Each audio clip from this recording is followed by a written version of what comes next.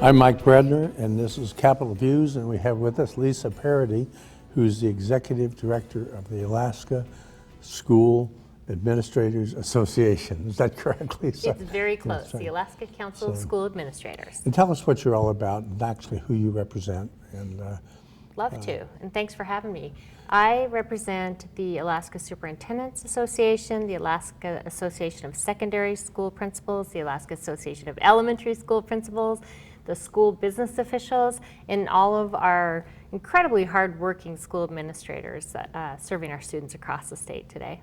so that's sort of the front line. I mean, these people Absolutely. are in the trenches, you know, In the trying field, to deliver yes. education. So what do you see happening this year? And what would you like to see happening, or what do you think isn't happening? Well, you know, I think we're really optimistic that there's some recognition of the need to provide some additional resources and focus in support of early literacy and reading.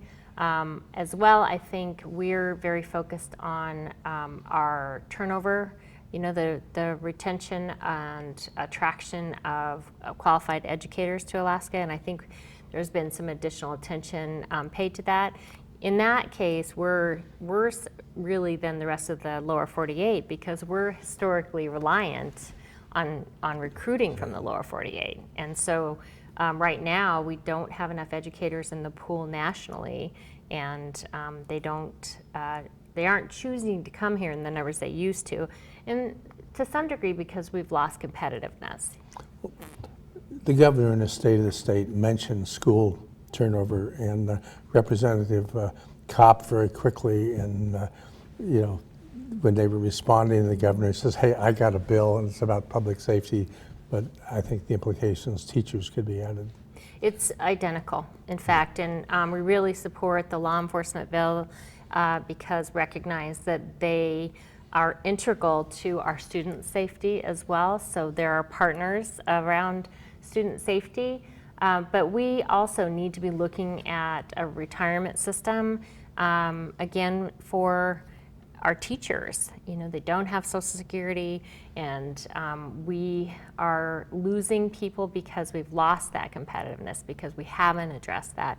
And I'm confident that in the work that's going to be done over the next years, that we're going to be able to bring our own bill to maybe have a tier 5 or something of that like that will better support our educators. And it's not just teachers, although that's vitally critical, obviously, but it's also principals.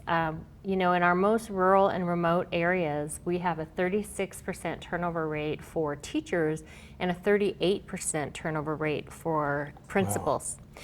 And we have, right now today, almost half of the superintendents serving in Alaska are in 2 years or less time. That's amazing.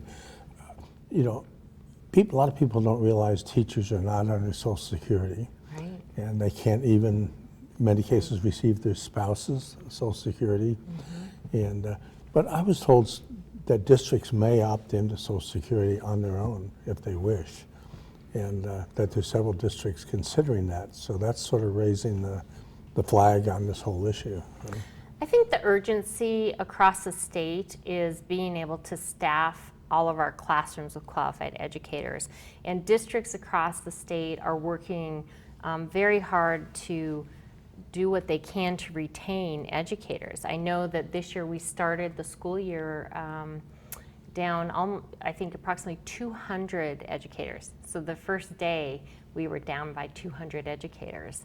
And so when I think about that, I think about our students. Everyone I work for, that I have the privilege to work for, first and foremost are about students and student safety and student learning, and we take, you know, this idea that we are not able to recruit, for example, certain positions. Special education has become especially difficult. So when you think about one of our large districts not being able to recruit a position, our rural districts virtually have no chance. So I think districts are really working hard to understand what they can do to recruit and retain staff. And I think it's great that the administration and others are starting to understand what an emergent situation we're in, certainly in the country, but even more so here in Alaska. And in educating our own teachers too. I mean, we've had some controversy there and some dislocation. Yes. But in training native teachers is another aspect that's out there. I think we are focused on every avenue, looking at alternative pathways where you're threading that needle. You're not compromising quality, but you're also being a little bit more flexible about getting qualified staff in the classroom. I know there's some great programs, Education Rising, to grow our own teachers. We know that's an effective strategy. Our organization has really stepped up. We do aspiring principals and then a new and incoming principal transition program. So principals in their first and second year, we're really wrapping our arms around those folks to help them be successful in that transition.